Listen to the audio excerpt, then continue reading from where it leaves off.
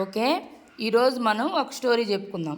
ఏం స్టోరీ అంటే చీమ మరియు ఏనుగు. చెప్పండి ఒకసారి. చీమను చూసారా మీరు? చూసారా చీమని? చీమ ఏం చేస్తుంది? అప్పుడు ఎలా ఉంటుంది మనకి?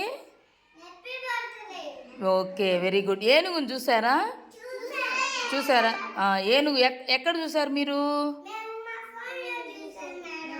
Very good, very good. Okay, ఏనుక్కి ఓకే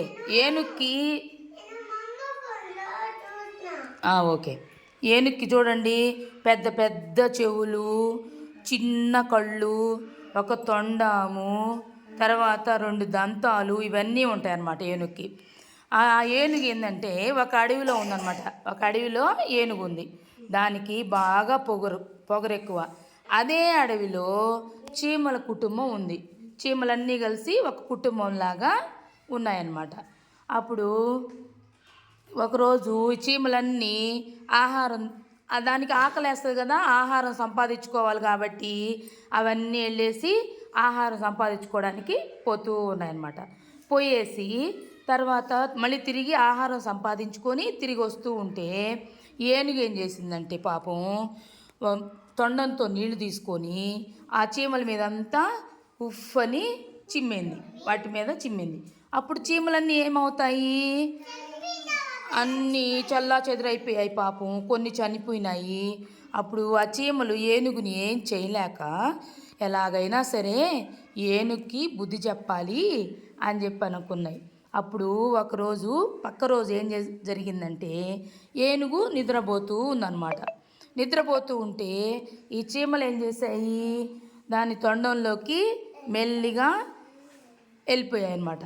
వెళ్ళేసి తొండంలో కుట్టేస్తూ ఉన్నాయి. చీమలు కుడితే ఎలా ఉంటుంది మనకి? నొప్పి పుడుతుంది. అట్లాగే ఏనుగు కూడా బాగా నొప్పి పుట్టి అబ్బా అబ్బా అని ఎగురుతూ ఉందన్నమాట.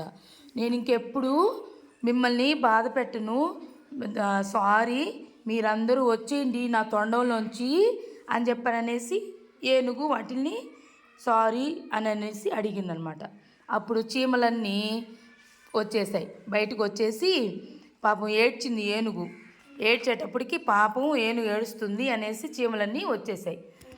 ఇంకెప్పుడు మిమ్మల్ని బాధ పెట్టను అని చెప్పింది. అందుకని మనం ఎవరిని కూడా బాధ పెట్టకూడదు. ఈ కథలో నీతి ఏంది? మనం ఎవరిని ఇబ్బంది పెట్టకూడదు. ఓకేనా?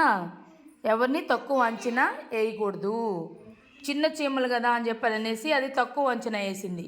కానీ చీమలన్నీ ఏం చేశాయి? ఏనుగుని ఏం చేశాయి? తొండంలోకి వెళ్ళి కుట్టేశాయి అన్నమాట. కాబట్టి మనం ఎవరిని తక్కువ అంచనా వేయకూడదు. కథ అయిపోయింది కాబట్టి క్లాప్స్ కొట్టాలి అందరూ.